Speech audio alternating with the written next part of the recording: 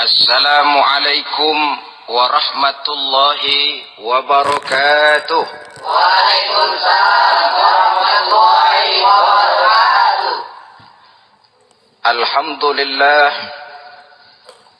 wassalatu wassalamu ala sayyidina Rasulillah sayyidina wa maulana Muhammad ibn Abdullah wa ala alihi wa sahbihi wa mawalah. La haula wa la quwwata illa billah, amma ba'du. Bapak-bapak, ibu-ibu, saudara-saudara kaum muslimin rahimakumullah. Sudah menjadi keyakinan dalam kehidupan kita bahwa segala yang ada permulaannya tentu akan ada penghabisannya.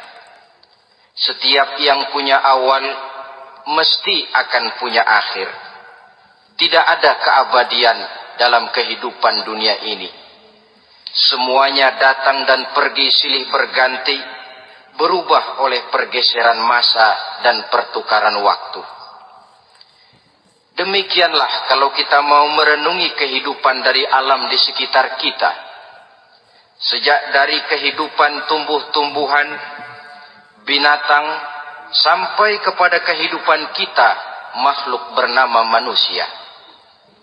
Lihatlah kita manusia misalnya. Dimulai sejak kita terlahir ke alam ini, keluar dari alam rahim ibu, menjadi bayi yang merah tidak berdaya, untuk kemudian berangsur meningkat menjadi anak-anak. Dari kehidupan anak-anak berubah lagi kita menjadi remaja dengan segala keceriaan dan kelincahannya. Dan dari masa remaja naik lagi kita memasuki usia dewasa.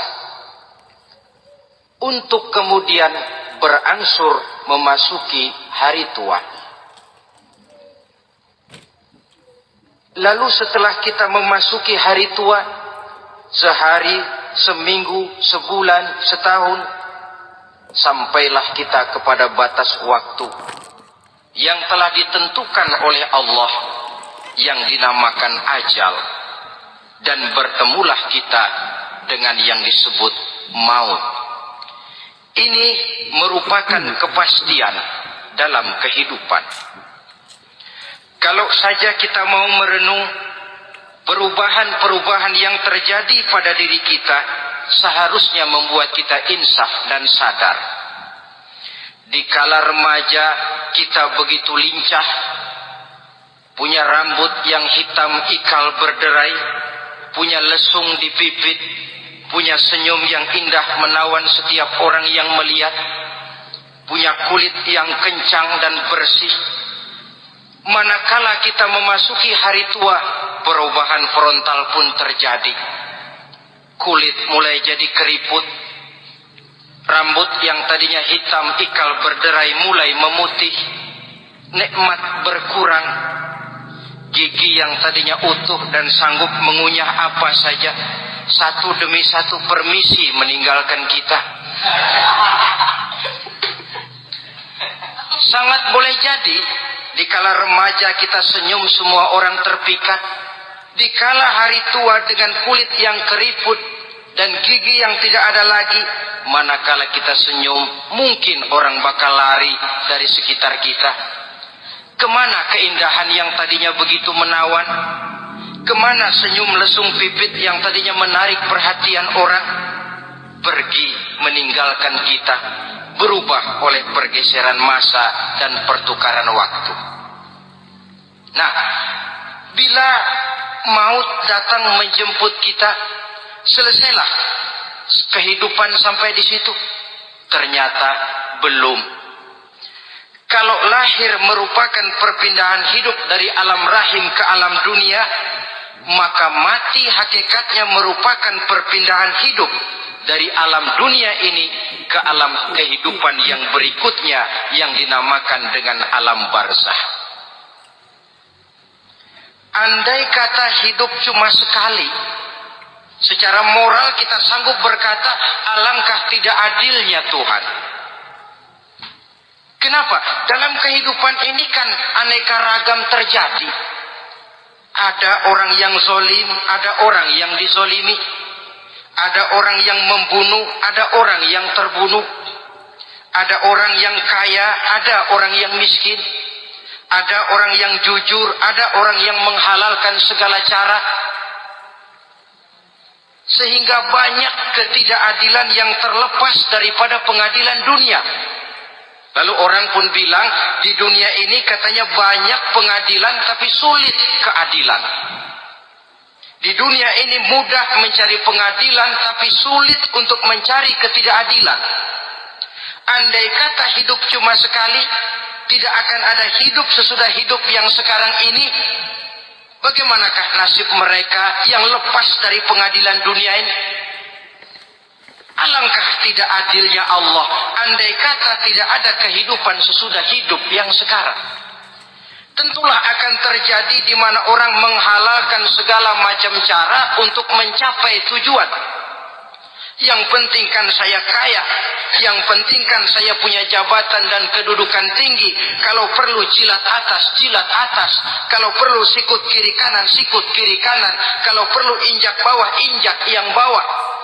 Ini prinsip daripada orang-orang komunis, dan pantas karena mereka tidak percaya kepada kiamat. Pantas karena mereka tidak percaya akan adanya kehidupan sesudah hidup yang sekarang ini. Maka saya menghimbau kepada seluruhnya, kita sudah kadung menyepakati negara ini berdasarkan Pancasila.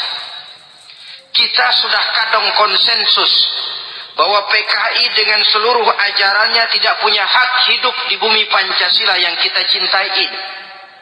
Maka salah satu ajaran PKI tujuan menghalalkan cara kita orang Indonesia yang berbudi pekerti luhur, yang punya nilai budaya tinggi, janganlah sampai mencaci PKI, membubarkan PKI, mengutukkan PKI, tapi dalam kehidupan sehari-hari prakteknya prinsip komunis kita pakai. Apa itu? Tujuan menghalalkan cara. Asal sudah tujuan tercapai, cara apapun saja halal. Itu pandangan hidup orang yang tidak percaya kepada adanya hari akhirat. Sebagai muslim yang yakin akhirat ada, kiamat pasti akan datang. Hidup tidak cuma sekali. Maka kalau kita zalim, kalau kita berbuat aniaya, kalau kita melakukan korupsi, kalau kita merugikan orang lain, boleh jadi kita terlepas daripada pengadilan dunia. Tapi ingatlah, kita tidak akan pernah lepas dari pengadilan Allah. Pengadilan Qadhi Rabbul Jalil, di mana kita akan diadili dengan seadil-adilnya. Dan tidak satu perbuatan yang bersifat salah, yang bagaimanapun kecilnya, yang akan lepas dari pengadilan di akhirat itu nanti. Pantas saja kalau satu hari malaikat Jibril datang menasihati Rasulullah sallallahu alaihi wasallam, yang artinya juga menasihati kita semua. Apa kata malaikat Jibril kepada baginda Nabi? Ya Muhammad, ish ma syi'ta fa innaka mayyitun. Hai Muhammad, hiduplah semau kamu, tapi jangan lupa kamu pasti akan mati. Kalau memang dilarang tidak terlarang, dicegah tidak tercegah, kamu mau melaksanakan hidup menurut maumu sendiri, persilahkan, hiduplah menurut mau dan gayamu.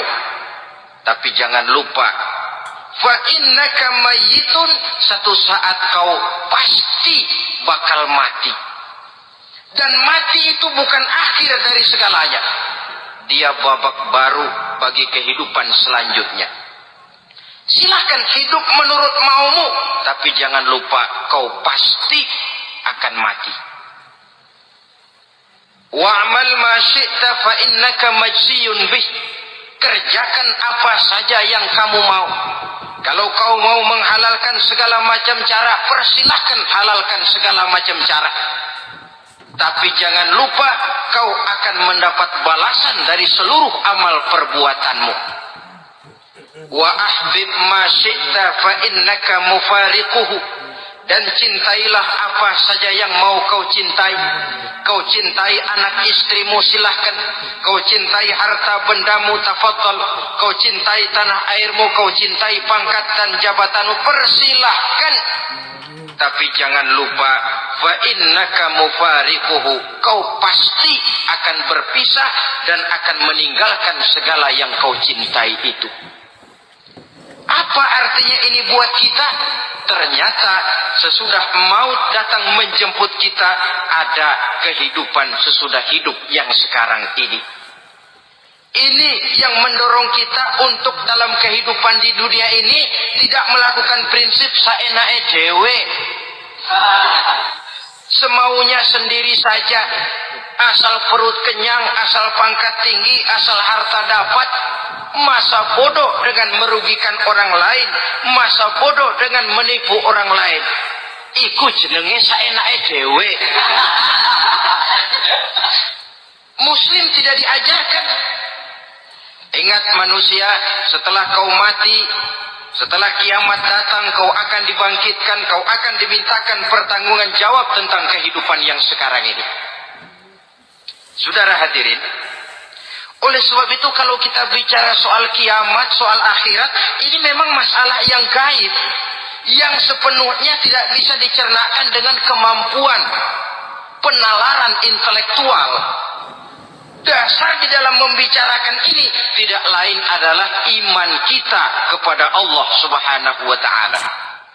Bukan cuma zaman sekarang, dari zamannya Nabi.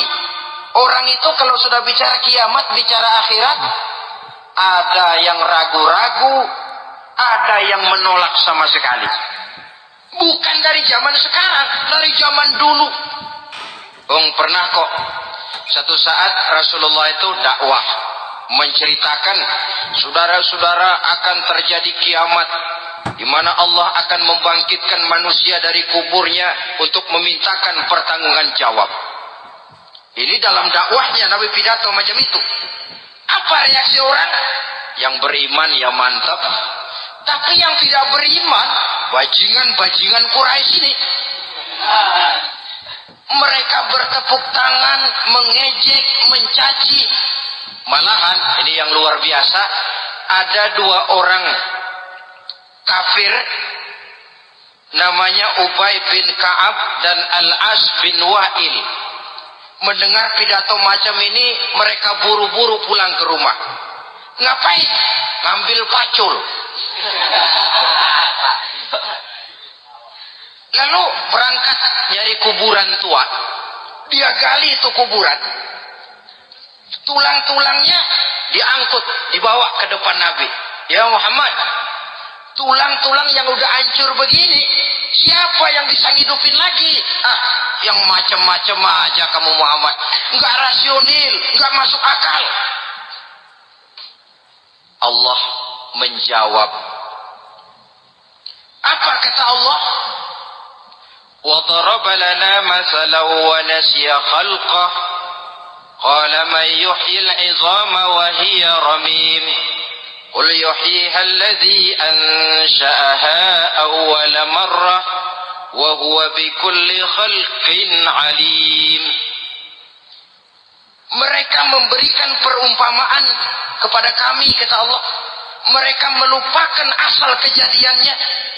Mereka bertanya, siapa yang sanggup menghidupkan tulang belulang yang sudah hancur kayak begini? Qul yuhyiha alladhi ansha'aha awwala marrah. Katakan kepada mereka Muhammad, yang akan menghidupkannya adalah Dia yang telah menciptakannya pertama kali dulu. Kalau Dia sanggup menciptakan, Dia tentu lebih sanggup lagi untuk mengembalikan reproduksi ciptaan itu sebagaimana semula. Yang paling kasihan yang ragu-ragu. Akhirat itu ada apa enggak sih? Kiamat itu ada apa enggak sih? Lantaran ragu-ragu, terombang-ambing dia antara harapan dan putus asa, antara kenyataan dan idealisme. Ada yang buta sama sekali 100% terhadap keadaan-keadaan sesudah mati. Perhatian mereka hanya tercurah kepada kehidupan sebelum mati. Yang mereka perhatikan siang dan malam tidak lebih daripada urusan perut. Pergi pagi, pulang sore, peras keringat, banting tulang. Cuma soal makan, soal minum, soal pakaian, soal kendaraan, soal rumah tangga, soal anak, soal istri. Yang mereka pentingkan hanya soal-soal politik misalnya, ekonomi, pembangunan dan industri. Untuk soal-soal kayak begitu, giat betul. Habis seluruh waktu untuk memikirkan, meningkatkan kebudayaan, politik, sosial, ekonomi. Kadang-kadang kurang tidur, kurang istirahat, berkeliaran ke sana kemari ke tempat yang jauh-jauh. Sampai-sampai kadang-kadang terkena stres, penyakit darah tinggi, ginjal, lever, untuk memikirkan hal-hal yang semata-mata karena dunia saja. Lantas boleh jadi mereka mendapatkan kekayaan yang berlimpah ruah, mendapatkan kedudukan yang tinggi, nama yang semerbak, dikenal orang di barat dan di timur, di utara dan di selatan. Tetapi alangkah kecewanya mereka jikalau datang ajal menjemput nyawa, mati mereka meninggalkan harta yang banyak, nama yang masyhur. Mereka disebut dengan jasa-jasanya. Radio memberitakan, TV menyiarkan, koran-koran memuat. Bahkan nama mereka kadang-kadang dikenang 2-3 tahun setelah wafatnya. Tetapi dalam pada itu, roh mereka merintih, mengeluh, menderita, karena dilemparkan oleh Allah ke tempat-tempat yang kotor, penyesalan yang sudah tidak akan ada gunanya lagi. Saudara-saudara kaum muslimin rahimakumullah, oleh karena itu kehidupan akhirat bukanlah dongeng dan takhayul, bukan khurafat dan hayalan. Kehidupan akhirat, hari kiamat adalah kebenaran dan kepastian. Dalam surah Al-Hajj ayat ke-7, Allah Subhanahu wa taala menyatakan, wa anna as-sa'ata atiyatun la raiba fiha wa anna Allah yab'atsu man fil qubur, dan bahwasanya kiamat itu sesungguhnya adalah sesuatu yang pasti dan tidak ada keraguan-raguan lagi di dalamnya, dan bahwasanya Allah sungguh-sungguh akan membangkitkan manusia dari kuburnya masing-masing. Nah, kalau kita sudah yakin kiamat sesuatu yang pasti adanya, akhirat sesuatu yang pasti adanya, dari mana pembicaraan tentang kiamat ini kita mulai? Tentu dari diri kita. Marilah kita mencoba melihat proses perjalanan hidup ini sampai kita memasuki kiamat. Hadirin, tidak ada makhluk secantik manusia. Tidak percaya? Pernah ke Ragunan? Saudara masuk ke kebun binatang, segala macam makhluk ada di situ. Ratusan macam jenis binatang. Bandingkan dengan saudara, kira-kira cakep mana?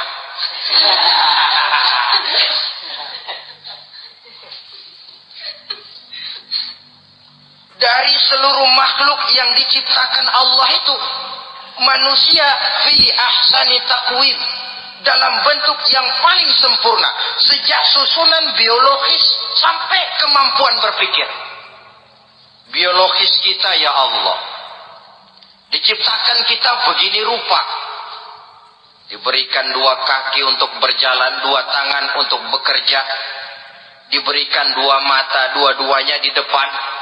Pernah saudara mikir kalau mata kita yang satu di depan, yang satu di belakang? Rasanya nggak laku kacamata itu.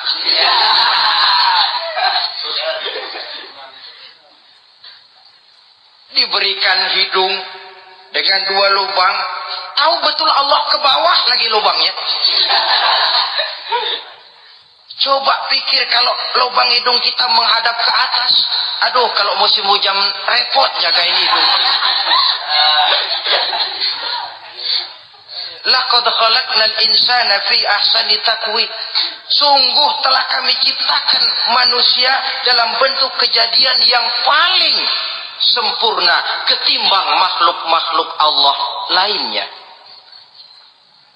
Nah, kesempurnaan manusia ini oleh karena hidupnya terdiri dari 2 unsur pokok. Pertama unsur jasmani dan kedua unsur rohani. Jasad dan roh. Jasad yang terlihat sekarang ini, potongan saudara yang ngejedok di depan saya ini jasad saudara. Ini yang berasal dari sari mepati makanan yang dimakan oleh bapak ibu kita. Lalu hasil kerjasama yang baik antara ibu dengan bapak, terwujudlah kita. Kalimat langsungnya jasad ini berasal dari tanah yang tadi berubah dari bayi, remaja, dewasa, meningkat hari tua. Yang berubah itu jasmani kita. Kenapa? Karena jasmani itu materi, benda, daya tahannya terbatas. Dia berubah oleh pergeseran massa dan pertukaran waktu. Apa ada orang makin tua makin cakep? Jasmani oleh karena dia materi, dia berubah oleh pergeseran massa dan pertukaran waktu. Nah, yang menyebabkan jasmani itu bergerak karena ada roh di dalamnya. Ini yang menyebabkan kehidupan. Ini yang menjadi sumber kehidupan, pusat kesadaran dan pengertian dalam kehidupan manusia. Tanpa roh dalam diri kita, maka jasad kita pernah lihat orang mati. Itu kalau orang mati, coba perhatikan. Apanya yang kurang? Kupingnya masih ada, tapi sudah tidak sanggup mendengar. Matanya masih lengkap, tapi tidak mampu melihat. Jangankan melihat, terbuka saja tidak. Mulutnya masih ada, tapi sudah tidak bicara lagi. Telinganya cukup, tapi tidak sanggup mendengar. Kakinya lengkap, tapi tidak mampu lagi berjalan. Apa penyebabnya itu? Ternyata jasmani kita, jasad ini manakala sudah ditinggalkan oleh roh, dia tidak akan bisa berdaya apa-apa, tidak mampu berjalan, tidak pula berbuat, tidak pula bekerja apapun saja. Saudara-saudara, dua-duanya punya kebutuhan. Jasmani ada kebutuhannya, rohani pun ada kebutuhannya. Jasmani yang jelas perlu makan, perlu minum, perlu tidur, perlu pakaian, dan sebagainya. Nah, apabila saat berpisah datang, ajal sampai, berpisahlah roh dan jasad. Dan itulah yang dinamakan dengan maut. Jadi, apa sih mati itu? Mati adalah berpisahnya roh dengan jasad. Sebab itu Islam sangat menganjurkan kita untuk banyak-banyak mengingat mati. Bagaimana caranya mengingat mati? Pertama, mati itu kan pasti. Kira-kira yang hadir di sini ada yang nggak mati nggak kira-kira? Semuanya bakal mati kan?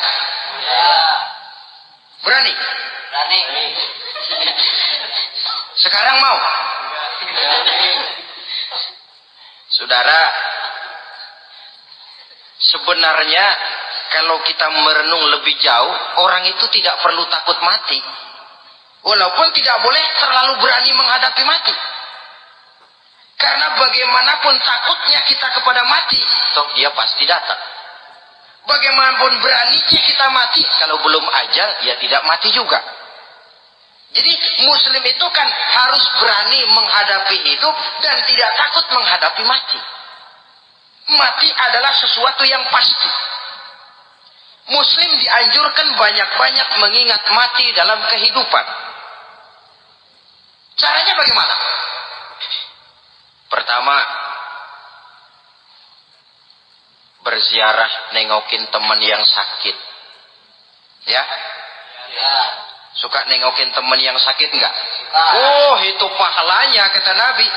Menengok orang yang sedang sakit lebih afdal daripada sholat sunnah 1000 rakaat.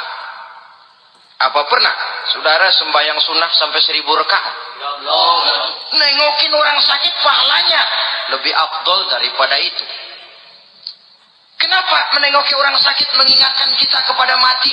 Iya ya, ini teman saya yang kemarin segar banget, bercanda sama saya, ketawa sama-sama, sekarang terbaring tidak berdaya, hilang kemampuannya, hilang keceriaannya, sakit.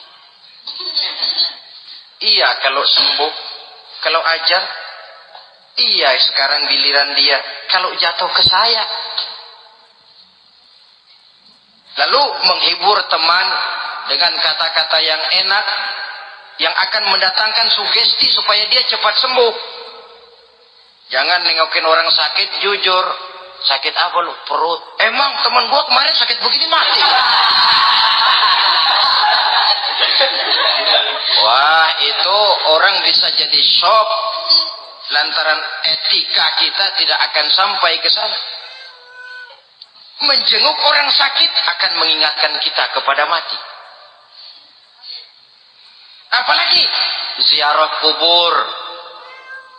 Ada yang orang tuanya sudah meninggal? Kalau ada, ya tidak bisa tiap hari, sekurang-kurangnya seminggu sekali. Jumat pagi misalnya, ziarah kita ke kubur.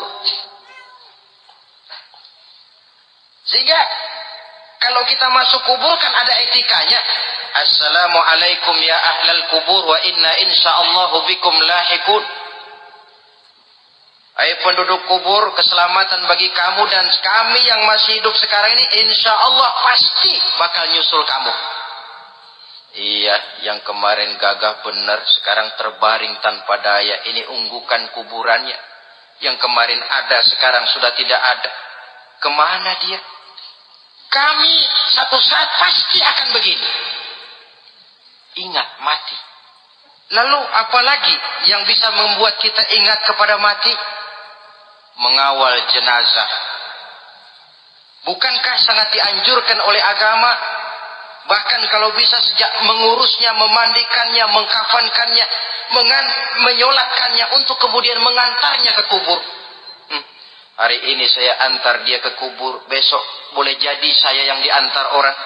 Hari ini saya solatkan dia, besok boleh jadi saya yang disolatkan orang. Hari ini saya masukkan dia ke liang lahat, besok mungkin giliran saya dimasukkan orang ke liang lahat. Ingat mati, tumbuh kesadaran. Lalu daya positifnya dalam kehidupan apa? Nah, saudara-saudara hadirin, orang yang mengingat mati bukan lantas menjadi lemah dalam kehidupan, menjadi putus asa, sedikit semangat, terbentur kesulitan, mudah frustasi. Bukan itu tujuannya kita diperintah mengingat mati. Jelasnya Islam menganjurkan kita untuk mengingat mati guna maksud-maksud yang positif, supaya orang lalu sadar hidup ini cuma sebentar. Maka mumpung hidup, nah ini mumpung, tapi mumpung yang baik. Mumpung hidup, maka hidup yang singkat ini harus saya pergunakan dengan sebaik-baiknya, melakukan kebajikan yang sebanyak-banyaknya, menjauhkan rasa malas, menunggu keajaiban yang datang dari langit, berleha-leha, bermain-main, sementara maut kalau dia datang tidak pernah main-main.